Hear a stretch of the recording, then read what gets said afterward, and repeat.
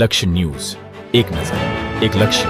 સુરેન્દ્રનગરમાં નિરાધાર લોકો સાથે દિવાળીની ઉજવણી કરતું વહીવટી તંત્ર નિરાત ઘરમાં વૃદ્ધો અને બાળકો સાથે ફટાકડા ફોડી મીઠાઈઓ ખવડાવી કરાઈ ઉજવણી. આંખો નથી મનની આંખોથી દુનિયા જોતા લોકો સાથે અનોખી ઉજવણી કરવામાં આવી.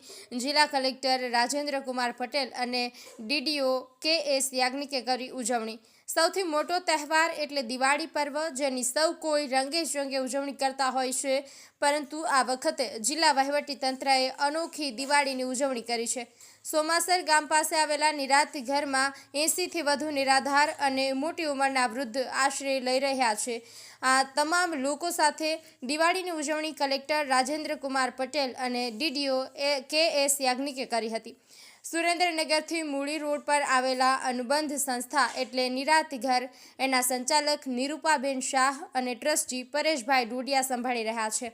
આ સંસ્થામાં ગુજરાત સહિત અન્ય સ્ટેટના લોકો જેનું કોઈ નથી અને કોઈ કામથી ગુજરાત આવ્યા અને અકસ્માત થયો, રાજકોટ સિવિલમાં સારવાર લીધી અને એમનો કોઈ ધણી ન થતા આવા લોકોને આશરો આ સંસ્થા આપે છે.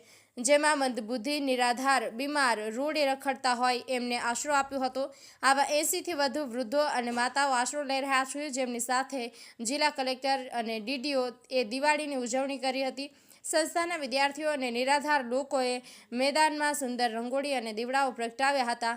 આ તમામ વિદ્યાર્થીઓ નિરાધાર સાથે ફટાકડા ફોડી તેમનું મોં મીઠું કરાવીને તંત્ર દ્વારા ઉજવણી કરવામાં આવી હતી. પોતાની પાસે આવેલા મહેમાનોનું ઢોલ, નગારા અને ફૂલોની વર્ષા કરીને સ્વાગત કરાયું હતું. તંત્રનો આભાર વ્યક્ત કર્યો હતો. અમારું કોઈ નથી અને આપ અમારી સાથે દિવાળીની ઉજવણી કરવા આવ્યા. આ દિવસ અમારા માટે યાદગાર રહેશે. બ્રિજેશ ત્રિવેદી, સુરેન્દ્રનગર. આજે નિરાત ઘર સંસ્થામાં અહીં જે નિરાધાર માનવીઓ રહી રહ્યા છે એમની સાથે દિવાળીનું પર્વ ઉજવવાનો મોકો મળ્યો છે. એ બદલ હું મારી જાતને ખરેખર સદભાગ્યપૂર્ણ સમજું છું અને આ સંસ્થા જે કાર્ય કરી રહી છે એ કાર્યને ખરેખર હું બિરદાવું છું.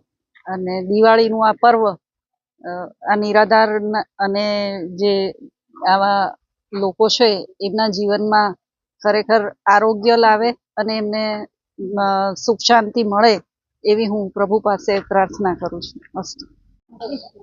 દિવાળીના પર્વ નિમિત્તે નિરાત ઘર સંસ્થાની જે મુલાકાત લેવામાં આવી, જે નિરાધાર લોકો છે એને અહીંયા સારી રીતે રાખવા, એની સેવા કરવાનું આજે સંસ્થા કામ કરી રહી છે.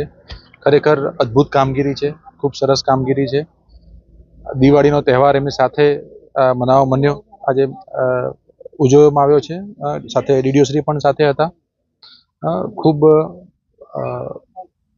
આત્મીયતાની લાગણી સાથે ખરેખર સંસ્થા અને ખૂબ ખૂબ હું અભિનંદન આપવા માગું છું.